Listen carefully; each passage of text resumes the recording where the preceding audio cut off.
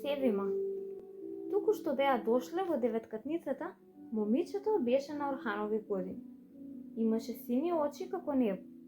Косата и беше жолтеникава, како пискулна пченка. Растот и беше висок, како јасика. Тој ден, пред доселувањето во новата куќа, Севима стоеше во еден агол како туѓинка. Децата од новата улица веднаш почнаа злобно да ја дофрлуваат. Жолтоклунко, ќуклија, ќутук. Орхан не рече ни збор. Неколку пати се обида да ѝ се приближи, но постојано чувствуваше дека му се пресечуваат нозете. Кога се смрачи, Орхан се качи во својот стан, но мислите му беа во новојдоденото момиченце. Дури и сонуваше за него. Утрото беше понеделник. Орхан можеше рано да слезе долу. Го чекаше момиченцето, но попусто. Реши да појде до незиниот стан. Скалите ги пречекоруваше по две одеднаш и само што требаше да стаса и да зацвони на вратата, не се осмели. Ако излезе мајки, што ќе рече? Каква причина треба да измисли за посетата? Се откаже и една по една ги пречекори скалите удол. Почна да чека. Веќе беше мрак. Орхан се качи во својот стан и пак мислеше на момиченцето и повторно го сонуваше. Тоа пак беше мощно ужалено и ја молеше мајка си.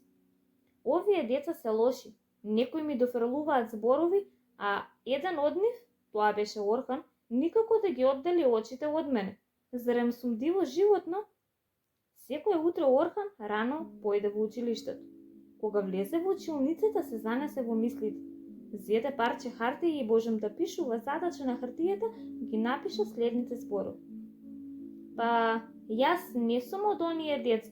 Јас само сакав да ти пожелам добре дојде, но се исплашив, за да не се шегуваат со мене моите другарчиња.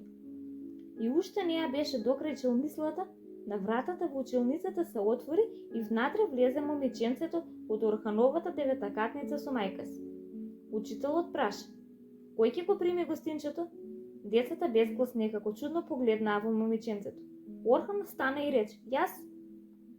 Момиченцето седна крај Орхан. Тој тивко и го шепна своето име и праша: а твоето? Момиченцето сакаше да одговори. Неколку пати се обиде, но не успеа да одговори. Гостинчето се вика Севима. Ќе учи во нашето оделение. Севима? Навистина прекрасно име, рече Орхан и почувствува известна топлина во себе. Момиченцето покажа кон децата од новата улица во оделението. Ти не плаши се, рече Орхан. Јас сум овдека. Само нека се обидат да те допрат и ќе видат. Орхан одеднаш се почувствува огромен, така да се каже, возрасен. Беше готов да се жртвува за Севима.